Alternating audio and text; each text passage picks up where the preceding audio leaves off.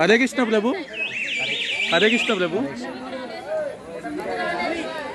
ప్రభుజీ మీరు ఏ టెంపుల్ నుంచి అండి? ISKCON Tirupati. ISKCON Tirupati. Tirupati. Okay okay. ISKCON గురించి చెప్పంటే ఏం చెప్తారు? బాగుంటుందండి. సో అక్కడ కల్చర్ కానీ, సో అక్కడ అట్మాస్ఫియర్ కానీ, సో డ్యూరేషన్ కానీ, సో బాగుంటుంది అన్నమాట ఎంటర్. ఓకే. సో అక్కడ మోస్ట్గా నాకు నచ్చింది ఏంటంటే, సో అక్కడ వచ్చేసరికి వాతావరణం అనమాట. స్పిరిచువల్గా వెళ్తూ ఉంటుంది అన్నమాట. అక్కడ సిస్టమ్ ఉంటుంది అనమాట. స్పిరిచువల్గా వెళ్తుంటుంది కాబట్టి ఒక సిస్టమ్ అనేది బాగుంటుంది అనమాట. సో అలాగే ప్రచారం భగవద్గీత భాగవత ప్రచారం చేశారు. సో అలాగే ప్రభుత్వాలు చాలా కష్టపడ్డారు అనమాట మనకి. సో కష్టపడగా సో భగవద్గీత భాగవత అనేది మన ముందు తెచ్చారనమాట. ఓకే. సో మనకనేది సో భాగవతం ప్రచారం చేయడం వల్ల అనేది భగవంతుడి సేవలో మనం నిమగ్నం అవడం అనేది మనకు అదృష్టంగా భావించాలన్నమాట. ఎందుకంటే సో మన భగవద్గీత భాగవతం అనేది తెలియని వాళ్ళు కూడా మనం ప్రచారం చేపిస్తాం. ఓకే. అది అదృష్టంగా భావించాలన్నమాట.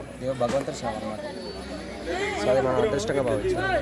సో మనం భగవంతుడి సేవ చేయాలనుకుంటాం. ప్రభుజీ ఇక్కడ ఏం బుక్స్ అమ్ముతున్నారు?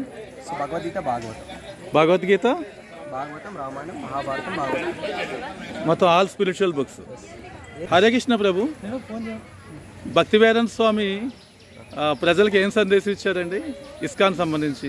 అంటే అందరైనా ఆధ్యాత్మికంగా పోవాలని చెప్పేసి సందేశించారు. ఓకే. సో స్పిరిచువల్గా వెళ్తూ ఉంటే సో అనేది భగవంతుడు చేరుకుంటారన్నమాట. ఓకే. సో దాన్ని థీమ్ అది అనేది సో ప్రపంచవ్యాప్తంగా ప్రచారం చేశారు. భగవద్గీత భాగవతం అనేది ప్రచారం చేశారు. సో అందరూ సగం మంది పీపుల్స్ అనేది సో మనకి అనేది కన్వర్ట్ చేశారన్నమాట ఆధ్యాత్మికంగా అనేది. సో అదే మెయిన్ థీమ్ ప్రభుపాద వారు. ఆధ్యాత్మికంగా అందరూ ప్రజలందరూ పోవాలని చెప్పేసి, స్పిరిచువల్గా పోవాలని చెప్పేసి ప్రభుపాద వారు కోరుకున్నారు. ఓకే.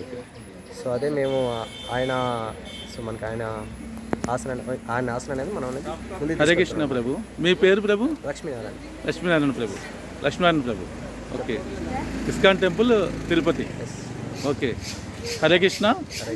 కెమెరామెన్ శ్రీనివాస్తో శ్రీనివాస్, శ్రేష్ఠ టీవీ. ధన్యవాదాలండి. Thank you. శ్రీవారి పాదాలు తిరుమల.